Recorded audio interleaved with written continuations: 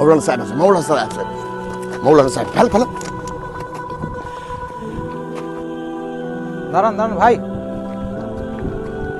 কি ব্যাপার আমাকে দেখে পালাচ্ছিলেন কেন আপনারা? কি করবো? দেখেন আপনারাও বুঝতে পারছেন কি আপনারা গুনহার কাজ করছেন। আমরা কাজ কি করছি? আজকে আপনারা শরাব পান করছেন। আপনারা জানেন কি যে কোরআন হাদিসে পুরোপুরিভাবে নিশ্চিত শরাবকে হারাম করে দেওয়া হয়েছে, মদকে হারাম করেছে ভাই আমার। আজকে যেরকম কুকুরের মাংস খাওয়া আমাদের জন্য হারাম, শুকরের মাংস খাওয়া আমাদের জন্য হারাম, সেরকম আজকে শরাব খাওয়া আমাদের জন্য হারাম। শরীয়তে পুরোপুরি এটা নিষিদ্ধ, আল্লাহর হুকুম এটাকে নিষেধ করেছে। আজকে আপনি সেই জবান দিয়ে, আজকে পবিত্র জবান দিয়ে আজকে নাপাক জিনিস পান করছেন। আজকে ভাই মায়ের পেটে যখন আপনি ছিলাম, তখন মায়ের পেটে আল্লাহ নাপাক পানিতে আমাদের রেখেছিল।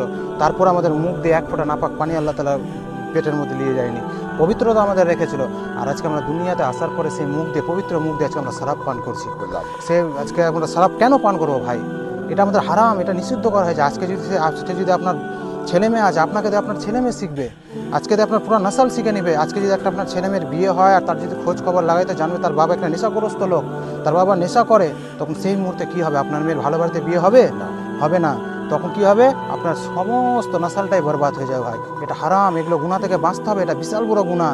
আজকে একটু হারামের জন্য আপনি জাহান্নামে চলে যাবেন, আমরা জাহান্নামে চলে যাব। আল্লাহর হুকুমকে আমাদের মানতে হবে ভাই আমার। এই হারামের কাজ কোনোদিন করবো না।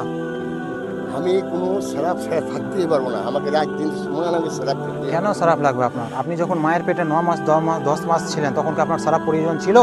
আপনি যখন দুনিয়াতে ভূমিষ্ঠ হয়েছিলেন, তখন কি আপনার শরাব দরকার ছিল?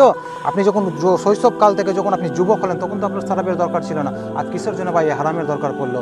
এই হারাম থেকে নিজেকে সরান, এই হারাম থেকে নিজেকে দূরে নিয়ে আসুন, নাহলে কাল কিয়ামতের ময়দানে আল্লাহকে কি জবাব দিবেন আপনি?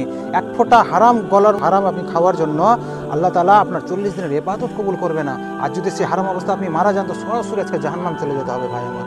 এই হারাম কাজ থেকে আমরা হেফাজত হয়ে যাই, আল্লাহর কাছে মাপ চাই। এখনও তওবার দরজা খোলা আছে ভাই, আল্লাহর কাছে তওবা করি, মাপ চাই কি এই কাজটা কোনো দিন করবো না। হারাম থেকে বাঁচুন। এইভাবে আপনি যেভাবে আমাকে বুঝাইলেন, এইভাবে আমি এখন পর্যন্ত কোনো লোক বুঝাইতে পারিনি।